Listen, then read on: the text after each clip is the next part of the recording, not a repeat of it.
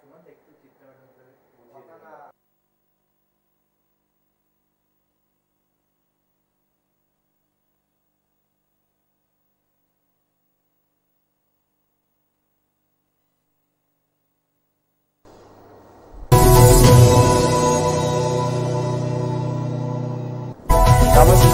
আমি আশিস বসাক আরেকবার ফিরে আসলাম hello Kolkata socio cultural mirror আমার চ্যানেল টিভির পর্দায় হ্যালো কলকাতা লাইভ। আর আজকে আরেকবার ধন্যবাদ জ্ঞাপন আমাদের program coordinator senior ILF editorial board member Anuradha De madam. তাকেই রিকোয়েস্ট করব আমাদের দুই শিল্পী বন্ধুদের সাথে আমাদের দর্শক বন্ধুদের পরিচয় করে দিতে। সুমন বন্দ্যোপাধ্যায়, বিশিষ্ট নাট্য ব্যক্তিত্ব, বাচিক শিল্পী। কেয়া দাস, গৃহকর্ম নিপুণা, আবৃত্তি করতে খুব ভালোবাসে। আমার একটা ব্যতিক্রমী সংস্কৃতি চর্চা কেন্দ্র আছে সুরকল্লোল, তার ছাত্রী। আমরা মূল প্রোগ্রামে যাওয়ার আগে যেটা সবসময় করি, আমাদের থ্যাঙ্কস জ্ঞাপনটা একটু অন্যরকম। আমাদের একদম অলিম্পিক্সের গোল্ড মেডেল আমরা সবাই পরিয়ে দিচ্ছি আমাদের ম্যাডামের গলায়, because she is a champion. আমাদের আইএলএফ এর পক্ষ থেকে যে বইটি বেরিয়েছে আইএলএফ 100-তে 100, যেখানে ম্যাডামের নিজের লেখা এবং আরও 6 জন তার সংগ্রহীত curated poems and short stories, আর অবশ্যই সার্টিফিকেট অনুরাধা দে ম্যাডামকে। এটা আমাদের আইএলএফ ইন্টারন্যাশনাল লিটারারি ফাউন্ডেশনের পক্ষ থেকে উপহার শ্রদ্ধার্ঘ্য ম্যাডামের প্রতি। Thank you madam. এবার চলে যাই সুমন স্যারের কাছে। সুমনদার সাথে বিভিন্ন সাংস্কৃতিক মঞ্চে আমাদের পরিচয় হয়, দেখা হয়, তার সুন্দর রচনা, তার সুন্দর পাঠ আমরা শুনি। আজকে স্যার কি উপহার পাবো আমরা? আজকে আমার পরিবেশনায় আছে একটি নস্টালজিক না কবিতা, লিখেছেন শুভ দাশগুপ্ত। তখন কিশোর বেলা, পাড়ার পুরনো ব্যায়াম সমিতিতে যাই রোজ বিকেলে। বড় দাদারাও ওয়েট লিফটিং, বডি বিল্ডিং করে, আমিও স্বাস্থ্যের প্রতি যত্নবান, খেলাধুলো করি, ব্যায়াম শিখি। আর মেয়েরা সব জিমনাস্টিক শেখে, ভল্ট খায়, লাফায়, ট্র্যাপিজ, হরাইজেন্টাল বারে কসরত শেখে। আর এই মেয়েগুলোর সঙ্গে ভাব যত, তার অনেক বেশি ঝগড়া। ওই বয়সে ভাব করার বা ঝগড়া করার কারণ বের করতে খুব একটা সময় লাগতো না। ঝগড়া হতো, আড়ি হয়ে যেত, আবার ভাবও হয়ে যেত। একবার গরমের ছুটিতে এক মেয়ের বাড়িতে দুপুরে সবাই মিলে পিকনিক, ঠিক পিকনিক নয়, মানে আলু কাবলি খাওয়ার একটা আসর। মেয়েটি নামটা আজকে আর মনে পড়ে না, খুব ভালো বানিয়েছিল আলু কাবলিটা, স্বাদটা এখনো জিভে লেগে আছে। সবাই মিলে খুব হইচই হলো, মজা হলো খুব। সবাই যে যার শাল পাতায় নিয়ে দেদার আলু কাবলিও খেলো। দু একজন তো ঝাল লেগে একেবারে অস্থির। শেষ বিকেলে ওই মেয়েটা, কি যেন নাম মনে পড়ে না, হঠাৎ আমাকে তাদের ছাতে ডেকে নিয়ে গেল। একটু অবাক হলেও গিয়েছিলাম। একটা শালপাতায় করে আলু কাবলি হাতে দিয়ে বলল, তোর জন্য স্পেশাল করে বানিয়েছি, খা। আলাম, তোর, আমি তো খেয়েছি, আর খাবো না। সে আমার হাত চেপে ধরলো, খুব কাছে এগিয়ে এসে বলল, খাবি না? তোর জন্য এটা আমি আলাদা করে বানিয়েছিলাম কিন্তু। আমি বললাম, তোর, আমার পেটে আর জায়গা নেই। মেয়েটার ঠোঁট ফুললো, মুখটা থমথমে হয়ে এলো, চোখের কোনাটা হয়তো একটু চিকচিক করে উঠল। তখন ছাতে শুধু ও আর আমি, বাকিরা নিচে হট্টগোলে ব্যস্ত। খাবি না তো জিজ্ঞেস করে হঠাৎই হাতের শাল পাতাটা ছুঁড়ে ফেলে দিল রাস্তায়। তারপর নেমে গেল তত্তর করে সিঁড়ি বেয়ে। আমি কেমন বোকার মতো একা দাঁড়িয়ে রইলাম। তারপর অনেক দিন কেটে গেল, যেমন যায় আর কি। এর মধ্যে ব্যায়াম সমিতি, স্বাস্থ্য, জিমনাস্টিক, মেয়ের দল, সব স্টেশন পার হয়ে জীবনের ট্রেন ছুটছে দূরের পথে, ছুটেই চলেছে। অনেক দিন পর পুজোর সময় পাড়ার চেনা মিষ্টির দোকানে হঠাৎ দেখা হলো মেয়েটির সঙ্গে। নামটা সেদিনও মনে পড়লো না, কিন্তু আলু কাবলির দুপুরটা হঠাৎ হুড়মুড় করে মনে এসে ভিড় করলো। ফ্রক পরা সেই পুরনো চেহারাটা বেশ বদলে গেছে, এখন শাড়ি, চেহারাটা ভারী হয়েছে, গিন্নি ভাব, স্মৃতিতে সিঁদুর। আমার দিকে চেয়ে চোখে হাসি ফুটলো তার। ভালো আছিস জিজ্ঞেস করলো আমায়। ভালো আছি, তুই? উত্তর দিলাম। কত বড় হয়ে গেছিস, চশমা, গোঁফ, তোকে কেমন অন্যরকম দেখতে লাগছে। তুইও তো পাল্টে গেছিস। হ্যাঁ, পাল্টে গেছি রে, পাল্টে যেতে হয় রে। আমার আলু কাবলির দুপুরটা খুব মনে পড়ছিল। ছাতের ওপর আমার হাত ধরে ওর সেই হঠাৎ আলাদা শালপাতা বের করা খুব মনে পড়ছিল। খালি ওর নামটা কিছুতেই মনে আসছিল না। আমাদের দুজনেরই মিষ্টি কেনা হয়ে গিয়েছিল। ওর বাড়ির দিকে পা বাড়াতেই আমার মনটা হঠাৎই কেন জানি না ভারী হয়ে উঠলো। ওকে ডাকলাম, শোন, বল, তুই এখনো আমার উপর রাগ করে আছিস কেন? তোর সেই আলু কাবলিটা সেদিন খাইনি বলে? দূর, তোর ইচ্ছে করেনি, তুই খাসনি, এতে রাগ করার কি আছে? সত্যি রাগ করিসনি তো? ও খানিকক্ষণ চুপ করে দাঁড়িয়ে রইল, হাঁটতে লাগলো বাড়ির দিকে, পাশে আমিও। শোন, বল, জানিস তো সেদিন আমার ওই আলু কাবলিটা খাওয়া উচিত ছিল, আমার ভুল হয়েছিল। ছাড় না, কবেকার কথা। একটা কথা বলবো, আমি তো এখন দিল্লিতে থাকি, পুজোর ছুটিতে এসেছি, একদিন আলু কাবলি বানাবি, আমি যাবো তোর বাড়িতে খেতে। হঠাৎ চলতে চলতে ও ঘুরে দাঁড়ালো, ও দু চোখে জল, বলল, সেই দিনের পর থেকে আমি আর কখনো আলু কাবলি খাইনি, একদিনও না। আমি ভুলে গেছি কি করে আলু কাবলি বানাতে হয়। মেয়েদের অনেক কিছু ভুলতে হয় রে, অনেক কিছু ভুলতে হয়, ভুলে যেতে হয় রে। ও গতি বাড়িয়ে এগিয়ে গেল। একটা, দুটো, তিনটে লাইট পোস্ট পার হয়ে গলির শেষে হারিয়ে গেল। আমি স্থবির দাঁড়িয়ে রাস্তায় কি যেন ওর নাম মনে করতে চেষ্টা করলাম, কিছুতেই মনে এলো না। শুধু শাল পাতায় আলু কাবলির গন্ধটা আবার যেন ভেসে উঠল। আমার দু চোখ একটু ঝাপসা হয়ে গেল। ফ্যান্টাস্টিক, ফ্যান্টাস্টিক, অসামান্য উপস্থাপনা। আমরা এবার চলে যাই কেয়া ম্যাডামের কাছে। কেয়া দাস। শুভ সন্ধ্যা। আমার প্রথম নিবেদন কবিগুরু রবীন্দ্রনাথ ঠাকুরের কবিতা প্রশ্ন। ভগবান, তুমি যুগে যুগে দূত পাঠায়েছ বারে বারে দয়াহীন সংসারে। তারা বলে গেল ক্ষমা করো সবে, বলে গেল ভালোবাসো, অন্তর হতে বিদ্বেষ বিষ নাশো। বরণীয় তারা, স্মরণীয় তারা, তবুও বাহির দ্বারে আজি দুর্দিনে ফিরানো তাদের ব্যর্থ নমস্কারে। আমি যে দেখেছি গোপন হিংসা কপট রাত্রি ছায়ে হেনেছে নিঃসহায়ে। আমি যে দেখেছি প্রতিকারহীন শক্তের অপরাধে বিচারের বাণী নীরবে নিভৃতে কাঁদে। আমি যে দেখিনু তরুণ বালক উন্মাদ হয়ে ছুটে কি যন্ত্রণায় মরেছে পাথরে নিষ্ফল মাথা কুটে। কণ্ঠ আমার রুদ্ধ আজিকে বাসি সঙ্গীত হারা অমাবস্যার কারা। লুপ্ত করেছে আমার ভুবন দুঃস্বপ্নের তলে, তাই তো তোমায় সুধাই অশ্রু জলে। যাহারা তোমার বিষাইছে বায়ু নিভাইছে তব আলো, তুমি কি তাদের ক্ষমা করিয়াছ? তুমি কি বেসেছ ভালো? আমার পরের নিবেদন কবি সুকান্ত ভট্টাচার্যের ছাড়পত্র। যে শিশু ভূমিষ্ঠ হলো আজ রাত্রে, তার মুখে খবর পেলুম, সে পেয়েছে ছাড়পত্র এক। নতুন বিশ্বের দ্বারে তাই ব্যক্ত করে অধিকার। জন্মমাত্র সুতীব্র চিৎকারে খর্বদেহ নিঃসহায়, তবু তার মুষ্টিবদ্ধ হাত উত্তোলিত উদ্ভাসিত কি এক দুর্বোধ্য প্রতিজ্ঞায়। সে ভাষা বোঝে না কেউ, কেউ হাসে, কেউ করে মৃদু তিরস্কার। আমি কিন্তু মনে মনে বুঝেছি সে ভাষা। পরিচয় পত্র পরিভূমিষ্ঠ শিশুর, এসেছে নতুন শিশু, তাকে ছেড়ে দিতে হবে স্থান। জীর্ণ পৃথিবীতে ব্যর্থ মৃত আর ধ্বংসস্তূপ পিঠে চলে যেতে হবে আমাদের, চলে যাব। তবু আজ যতক্ষণ দেহে আছে প্রাণ, প্রাণপণে পৃথিবীর সরাব জঞ্জাল। এ বিশ্বকে এ শিশুর বাসযোগ্য করে যাব আমি। নবজাতকের কাছে এ আমার দৃঢ় অঙ্গীকার। অবশেষে সব কাজ সেরে আমার দেহের রক্তে নতুন শিশুকে করে যাব আশীর্বাদ, তারপর হব ইতিহাস। ফ্যান্টাস্টিক। আমাদের আরেকবার ছোট বয়সে ফিরে গেলাম। ম্যাডাম তো আমাদের টিচার অনুরাধা ম্যাডাম, এর উপরে আমাদের সারাংশ ভাবাংশ লিখতে লাগতো, তাই না? ভাব সম্প্রসারণ। আমাদের এই বই ILF 100-100 যেটা প্রকাশিত হয়েছিল কলকাতা বইমেলায়, আমাদের পরবর্তী সংস্করণ কিন্তু বসন্ত উৎসবের আগেই আমরা করব। ILF এর 50-50 সেখানেও কিন্তু আমরা চাইব আমাদের বিভিন্ন যারা কবি সাহিত্যকার তারা যেন সবাই শর্ট স্টোরি বা গল্প বা কবিতা জমা দেন আমাদের ILF 50-50। চলে যাচ্ছি একটি ছোট্ট ব্রেকে, ফিরে আসবো ILF নিয়ে, ফিরে আসবো হ্যালো কলকাতা নিয়ে।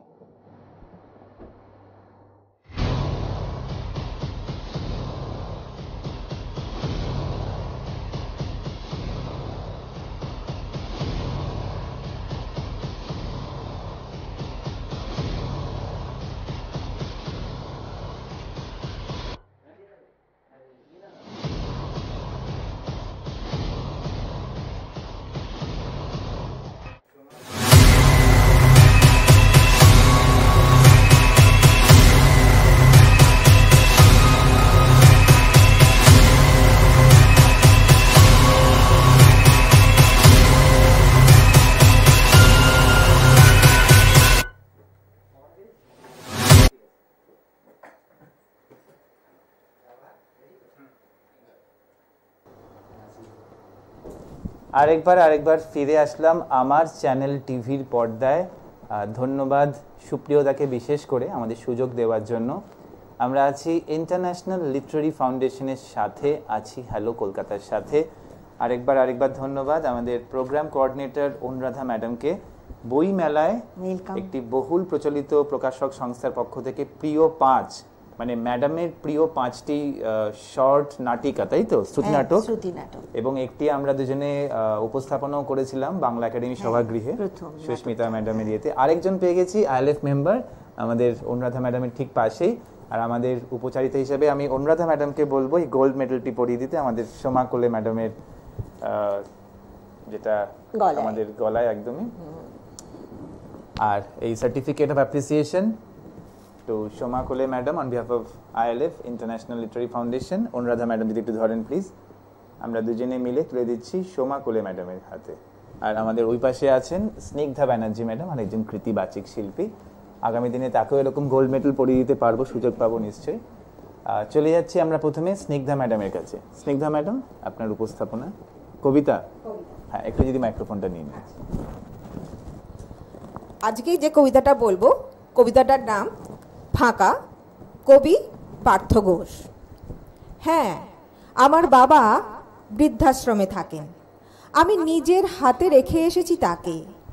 হয়তো আমায় বলবেন কুলাঙ্গার, গালাগাল তো কতই দিচ্ছে লোকে। জানি আমার মতো এক ছেলের অসহায়তার কথা আপনারা কেউই বুঝবেন না। মা মারা গেছেন 14 বছর হলো। এখন বাবা সব কিছু ভুলে যান। এই খেয়ে উঠেই বলেন, কিরে আমায় খেতে দিবি না তোরা? পায়খানা চেপে রাখতে পারে না মোটেই।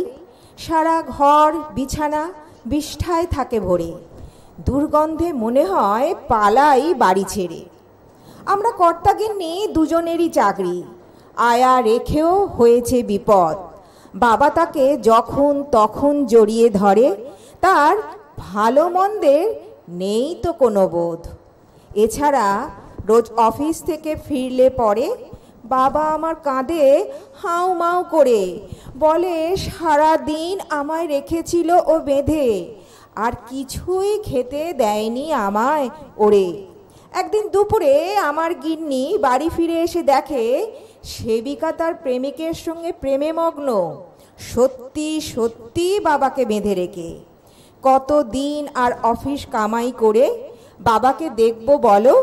তাই শেষমেশ এই ডিসিশন নিতে হলো।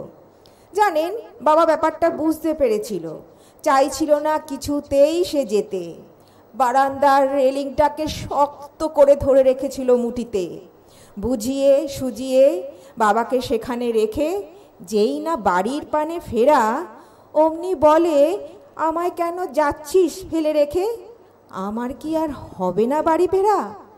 পড়ল মনে ছোটবেলায় কাঁদতাম আমি যখন পা ছড়িয়ে স্কুলে যাব না বলে। তখন বাবা চকলেট দেবার ছলে আমায় নিয়ে স্কুলে আসতো রেখে। আমিও তেমন বাবাকে ভোলাই, তোমার জন্যে আনবো চিংড়ির কাটলেট। বাবার চোখে যেই লাগলো লোভের ছোঁয়া, আমি ফিরে এলাম আর না করে লেট। আগে প্রতি রবিবার বাবার কাছে যেতাম, হাতে নিয়ে বাবার প্রিয় খাবার। প্রথম কাঁদতো ফেরার জন্য। এখন বাবা আর কাঁদে না আমার। বোধহয় বাবা মেনেই নিয়েছে, বুঝেছে আর ফেরার উপায় নেই। বাড়ি তাকে পর করেছে আজ, ফিরবে হয়তো ছেলের কাঁধে চেপেই। আজ মনে হয় একান্নবর্তী পরিবারই ছিল ভালো। বিভেদ ছিল, তবু রইতাম না কেউ একা। রাতের আধারে ডাইনিংটায় দাঁড়িয়ে দেখি বাবার ঘরটা লাগছে ভীষণ ফাঁকা। ফ্যান্টাস্টিক, অন্যরকম আবহ, অন্যরকম পরিবেশ তৈরি হয়ে গেছে। পার্ট অফ লাইফ এগুলা। আমরা আছি সোমা কোলের সাথে। সোমা কোলে ম্যাডাম প্রখ্যাত লেখিকা, কবি, বাচিক শিল্পী এবং খুব ভালো মনের মানুষ, আমাদের আইএলএফেরও সিনিয়র মেম্বার। তার একটি বই আমার হাতে আছে, কবিতা যখন বন্ধু। আর এই বইটি এবারে কলকাতা বইমেলায় একটি বহুল প্রচলিত প্রকাশক সংস্থার পক্ষ থেকে, আনন্দ প্রকাশন, তাদের পক্ষ থেকে প্রকাশিত হয়েছে, আখ্যায়িকা। ম্যাডাম, প্রথম কোয়েশ্চেন, যে কবে থেকে লেখা আপনার শুরু হলো, মানে এই কবিতা বা ছোট গল্প বা? আমার 2020 মাইক্রোফোনটা 2020 লকডাউনে যখন পৃথিবী পুরো স্তব্ধ হয়ে গেছে, সেই মুহূর্তে আমার এটা একটা আশীর্বাদ স্বরূপ বলতে পারি। সেই মুহূর্তে আমার লেখা স্টার্ট, মানে ওই সময়তেই আমার লেখার একটা মনে হলো যে এই সময় আমি কী করব, তো ভিতর থেকে কিছু আসছিল, তো ওই সময় লেখাটা এসেছে আমার 2020 লকডাউনে, করোনা পিরিয়ডে। প্রথম বই তো আপনার কবিতা যখন বন্ধু, অবশ্যই কবিতার একটা সমগ্র, এবং এর মধ্যে আমি দেখতে পাচ্ছি বিভিন্ন রকম টপিকসের ওপরে আছে, তাই না? বিভিন্ন রকম টপিকস, ইমোশনস, কিছু স্টোরি লাইন্স, ফ্যাক্টস, এবং আপনি একটা সময় ছিলেন পুরোপুরি হোম মেকার, সেখান থেকে বেরিয়ে আপনি লেখালেখি করছেন এত সুন্দরভাবে। আর বিভিন্ন সাংস্কৃতিক অনুষ্ঠানে আপনাকে আমরা দেখতে পাই, আপনি সংবর্ধিত হন, যেরকম আমরা দেখতে পাচ্ছি শব্দের ঝংকার, কবিতা কুটির, মুক্তধারা, কুসুমের ফেরা, অকৈতব, ভোরের আলো, তৃতীয় রবি, এরকম বিভিন্ন পত্রপত্রিকায় আপনার লেখাও বেরিয়েছে সাফল্যের সাথে। এবং সম্প্রতি ILF এর আমাদের যে বই ILF 100-তে 100, এখানেও কিন্তু সোমা কোলে ম্যাডামের একটি খুব সুন্দর কবিতা আমরা পেয়েছি। তো আমরা জানি ILF 50-এ 50 খুব শীঘ্রই আসছে, সেখানেও পাবো। তো আপনার নিজের লেখা যদি কোনো কবিতা একটু পাঠ করে শোনান, আখ্যায়িকা বা এখান থেকে যদি ম্যাডাম। হ্যাঁ, ওই লেখাই আমার এখানে ফোনেতে আছে, আমি হ্যাঁ এখান হ্যাঁ থেকে হ্যাঁ হ্যাঁ পড়ে দিচ্ছি। হ্যাঁ, প্লিজ।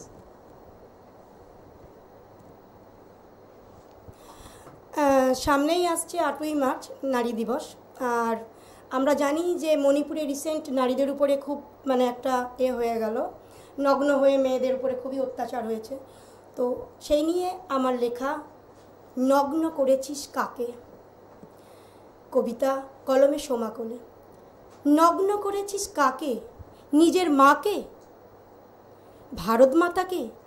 আজ কিছু শয়তানের সীমাহীন ঔদ্ধত্য ও অসভ্যতা সেখানে হার মানল আদিম বর্বরতা। গোটা মণিপুর, এমনকি গোটা দেশ দেখেছে সেই ভয়ঙ্কর দৃশ্য। এ লজ্জা কার? সমগ্র জাতির। এ লজ্জা কার? আমার, তোমার, গোটা ভারত মাতার। ওরে পাপিষ্ঠ শোন, একবার ভেবে দেখ, আজ যদি ওটা হতো তোর বোন। ওরে নরপশু, নগ্ন করলি কাকে, নিজের মাকে? আজ যদি ওটা হতো তোর মা, তবে কি তার সাথে করতে পারতিস এই নিষ্ঠুর বর্বরতা? নারী, তুমি ধর্ষিতা হয়েছ বারে বারে, নগ্ন হয়েছ যুগে যুগে। শুধু আজ নয়, তোমার বস্ত্রহরণ হয়েছে সেই তেতা যুগ থেকে, তখন তুমি দ্রৌপদী। হে পাঞ্চালী, তুমি নগ্ন হয়েছ পঞ্চস্বামীর দ্বারা প্রতি রাতে। ইচ্ছার বিরুদ্ধে তুমি ধর্ষিতা হয়েছ প্রতি রাতে। এমনকি সর্বসমক্ষে রাজসভা ভর্তি মানুষের কাছেও ওই দুর্যোধন আর দুঃশাসনের কামনার আগুনও ছাড়েনি তোমাকে বস্ত্রহরণ করতে। হে কৃষ্ণ, তুমি তো তখন এসেছিলে বস্ত্রের যোগান দিতে, তবে আজ কেন আর একটি বার এলে না তোমার নগ্ন ভারত মাতাকে রক্ষা করতে? এদেশ আমার নয়, এখানে থাকতে সত্যিই লাগে ভয়। দিনে দিনে হচ্ছে এটা নর পশুর দেশ। নারী, তুমি জাগো, দুর্গা হয়ে করবে কবে এই অসুরদের শেষ? নারী, যেখানে তুমি প্রমাণ করেছো তুমি নও পণ্য, তুমি নও ভোগ্য, যেখানে তুমি রাজনন্দিনী বিশ্ববন্দিত, সেখানে কিনা তবুও তুমি আজ নগ্ন, ধুলায় লুণ্ঠিত। কেউ বা মুঠোফোনে সে দৃশ্য সযত্নে রাখছে তুলে, কেউ বা বাক্যহারা হয়ে ফ্যাল করে তাকিয়ে আছে আজ সব ভুলে। কত ঘটনাই ঘটছে এমন মিডিয়ার পিছনে ও সামনে। নগ্ন শরীর ভাসছে তখন চোখের নোনতা জলে। কত শত পরিবার ধ্বংস হচ্ছে এর ফলে। এবার মানবিকতায় আগুন জ্বলুক, ফাঁসির আগে রক্তের বদলে এবার না হয় রক্ত ঝরুক। নমস্কার। ফ্যান্টাস্টিক। সময় খুব কম, ফিরে আসবো একটি ছোট্ট ব্রেকের পরে। আমরা আছি ILF এর সাথে, আছি হ্যালো কলকাতার সাথে। আমার সাথে আছেন অনুরাধা দেবী ম্যাডাম, সোমা কোলে ম্যাডাম এবং Snigdha Banerjee madam. Thanks to everyone. ফিরে আসছি ছোট্ট একটা ব্রেকের পরে।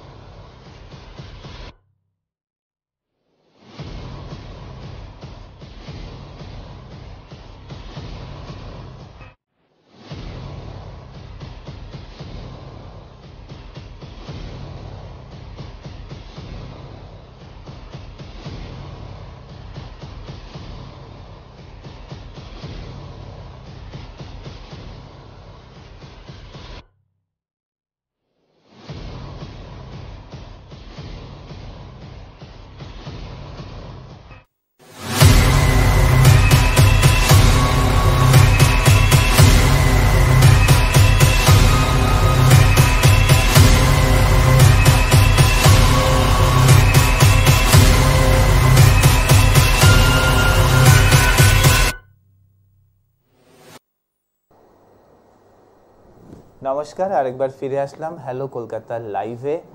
আমরা হ্যালো কলকাতার সাথে আছি, আর অবশ্যই আমার চ্যানেল টিভি চ্যানেলকে আরেকবার ধন্যবাদ সকলের পক্ষ থেকে।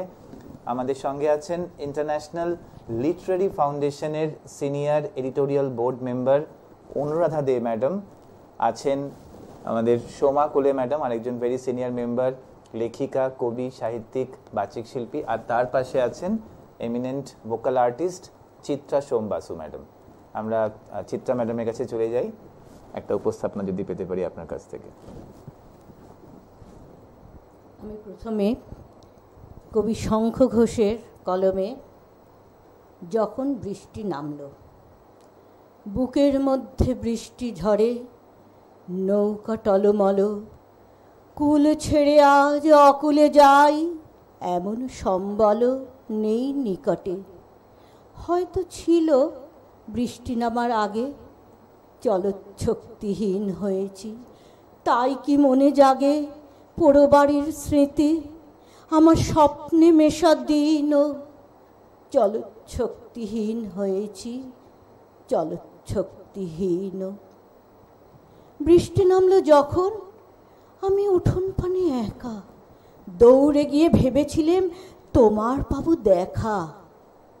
হয়তো মেঘে বৃষ্টিতে বা শিউলি গাছের তলে আজানু কেশ ভিজিয়ে নিচ্ছ আকাশ ছেঁচা জলে, কিন্তু তুমি নেই বাহিরে, অন্তরে মেঘ করে, ভারী ব্যাপক বৃষ্টি আমার বুকের মধ্যে ঝরে, ভারী ব্যাপক বৃষ্টি আমার বুকের মধ্যে ঝরে, ভারী ব্যাপক বৃষ্টি আমার বুকের মধ্যে ঝরে। ফ্যান্টাস্টিক, খুব সুন্দর উপস্থাপনা। বইমেলাতেও ম্যাডাম বোধহয় সঙ্গে ছিলেন আমাদের, না? বইমেলাতেও সঙ্গে ছিলেন। রবীন্দ্র সদনে মিস আউট করে গেছিলাম ম্যাডামকে, পরবর্তী প্রোগ্রামে নিশ্চয়ই পাবো। এবারে দেবে, এবারে লেখা দেবে। ফ্যান্টাস্টিক। হ্যাঁ, লেখা, আমরা লেখার কথা ছিলাম। আমাদের আইএলএফ 100-তে 100-র পরেকার বই কিন্তু আইএলএফ 50-এ 50। সোমা ম্যাডামের কাছে তো আবদার রইলই, আর অনুরাধা ম্যাডাম তো অফকোর্স দেবেনি, বিকজ এটা ওনার দায়িত্বের মধ্যেই পড়ে গেছে, আমাদের যেহেতু এডিটোরিয়াল বোর্ড মেম্বার। এইভাবেই সঙ্গে থাকুন আমার চ্যানেলের সাথে, সঙ্গে থাকুন হ্যালো কলকাতার সাথে। যে নাম্বার যাচ্ছে সেখানে ফোন করলেই আপনারা পৌঁছে যাবেন এরকম একটা বৈঠকি আড্ডায়, যেখানে কবিতা, এখন অবধি গান আমরা পাইনি। আমরা অনুরাধা ম্যাডামকে রিকোয়েস্ট করছি পরের বার যদি কোনো সঙ্গীত শিল্পীকে পেতে পারি। ফিরে আসবো খুব শীঘ্রই আমার চ্যানেলের পর্দায়। নমস্কার।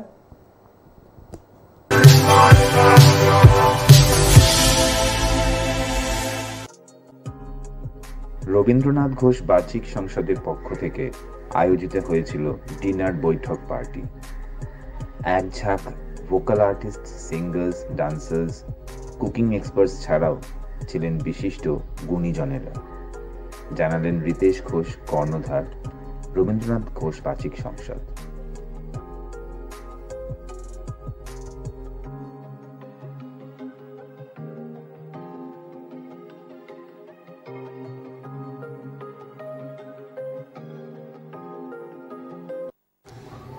নমস্কার, শুভ সন্ধ্যা। আজ 9 ফেব্রুয়ারি রবীন্দ্রনাথ ঘোষ বাচিক সংসদের তরফ থেকে একটা অনুষ্ঠান হচ্ছে, ডিনার বৈঠক। আমাদের যে কর্ণধার রিতেশ কুমার ঘোষ, ওনার উদ্যোগেই এটা হচ্ছে। আমরা ওনারই দলের সদস্য, খুব ভালো লাগছে, সবাই এসছে, বিশিষ্ট মানুষজনকেও ডাকা হচ্ছে, তাদেরকে উপহার দেওয়া হবে। আপনার নাম? আমার নাম শিবানী ঘোষ। নমস্কার, শুভ সন্ধ্যা। আমি অপর্ণা ঘোষ, রবীন্দ্রনাথ ঘোষ বাচিক সংসদের একজন সদস্যা। আজকে আমরা উপস্থিত হয়েছি শিবানী ঘোষের বাড়িতে আমাদের বৈঠকি আড্ডা নিয়ে, ডিনার বৈঠকি আড্ডা। এই আড্ডাতে আমাদের সব শিল্পীরা আসবেন, তাদের পারফর্ম করবেন, গান কবিতায় আমরা মেতে থাকব। আর থাকছেন বিশিষ্ট কিছু অতিথি, যেমন মৌবনী সরকার, সোমশঙ্কর বসু এবং এসপি স্যার এবং আরও অনেক মডেলরা। তাদের সাথে আমরা ডিনার বৈঠকে আড্ডা দেবো, গানে, গল্পে, কবিতায়। প্রতি বছর আমরা এই এরকম মিলন উৎসব করি। এই মিলন উৎসবে আমরা উপস্থিত হই কবিতা, গান এবং বিভিন্ন সেক্টরের মানুষজনদের নিয়ে, যারা এই সাংস্কৃতিক অনুষ্ঠানটাকে ভালোবাসে। তারা সাংস্কৃতিক জগতে বিভিন্ন সেক্টরে তারা কাজ করেন, কিন্তু কবিতা গান তাদের মজ্জায় মজ্জায়, তাদের মুখে মুখে ঘুরে বেড়ায়। আরও আসছেন শুক্লা বন্দ্যোপাধ্যায়, যিনি কিচেন কুইন, তার কন্যা সুযোগ্যা কন্যা রূপর্ণা, সেও আসছে। দেখা যাক, আমরা সবাই এক্সাইটেড, সবাই মিলে আমরা এই রবীন্দ্রনাথ ঘোষ বাচিক সংসদের কর্ণধার রিতেশ ঘোষের উদ্যোগে এই অনুষ্ঠানটাকে সাফল্যমণ্ডিত করতে চাই এবং আনন্দে নিজেদের ভাসিয়ে দিতে চাই কবিতা, গানে, নাচে। নমস্কার।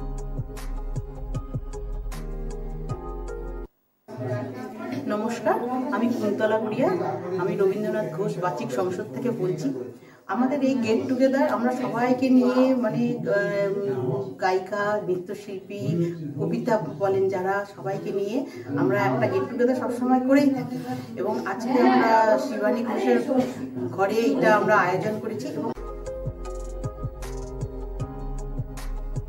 হ্যালো, আমি ক্যাপ্টেন সজল কুমার ঘোষ, রবীন্দ্রনাথ ঘোষ বাচিক সংসদের আমার ওয়াইফ একজন সদস্য। তো ওনারা অনেক রকম মিউজিক্যাল প্রোগ্রাম করে থাকেন, আবৃত্তি প্রোগ্রাম করে থাকেন এবং ওনারা অনেক স্বেচ্ছাসেবক কাজ করে থাকেন। তো যার জন্যে এবার আজকে এটা আমার বাড়িতে, এই ফাংশনটা আমার বাড়িতে হচ্ছে, আমি খুব আনন্দিত এই ব্যাপারে।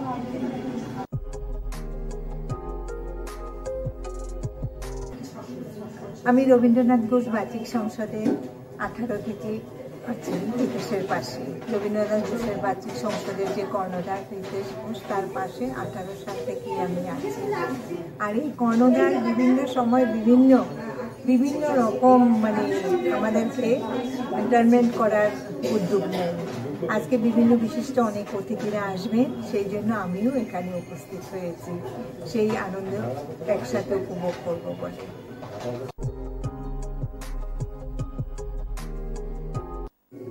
নমস্কার, আমি রিতেশ ঘোষ। আজকে আমাদের এখানে গেট টুগেদার হচ্ছে। মূল উদ্দেশ্য হচ্ছে আমরা যারা সমাজে বিভিন্ন কাজের সাথে যুক্ত, কেউ গৃহবধূ, কেউ রিটায়ার্ড পার্সন, তাদের একটা ট্রেস হয় সাংসারিক বলুন বা কাজের ক্ষেত্রে, সেই ট্রেসটা দূর করার জন্য এখানে আমরা গেট টুগেদার করছি।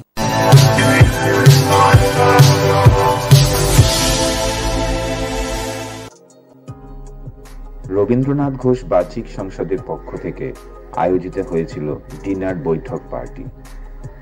এক ঝাঁক vocal artist, singers, dancers, cooking experts ছাড়াও ছিলেন বিশিষ্ট গুণীজনেরা। জানালেন রিতেশ ঘোষ, কর্ণধার, রবীন্দ্রনাথ ঘোষ বাচিক সংসদ।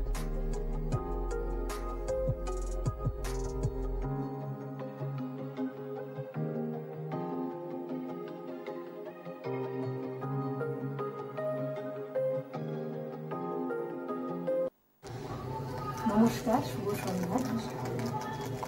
আজ 9 ফেব্রুয়ারি রবীন্দ্রনাথ ঘোষ বাচিক সংসদের তরফ থেকে একটা অনুষ্ঠান হচ্ছে, ডিনার বৈঠক। আমাদের যে কর্ণধার রিতেশ কুমার ঘোষ, ওনার উদ্যোগেই এটা হচ্ছে। আমরা ওনারই দলের সদস্য, খুব ভালো লাগছে, সবাই এসছে। বিশিষ্ট মানুষজনকেও ডাকা হচ্ছে, তাদেরকে উপহার দেওয়া হবে। আপনার নাম? আমার নাম শিবানী ঘোষ। নমস্কার, শুভ সন্ধ্যা। আমি অপর্ণা।